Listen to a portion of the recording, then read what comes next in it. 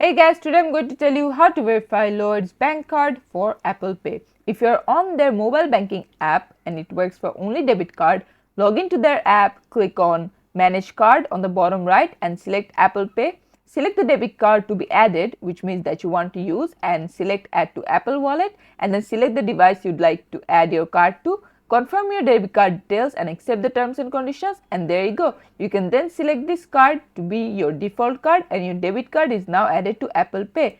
And for iPhone, the setting is open the Apple Wallet app and then click on the plus sign because you want to add, and then select the debit or credit card that you want and then add your cards and the details and everything. After that, you're going to enter your card security code and then you may need to verify, so they're going to ask you how you want to verify. Just select one of the options that shows, and there you go. This is how you can do it. Thanks for watching. Please leave a like and subscribe for more tutorials like this, and I'll see you guys in the next one.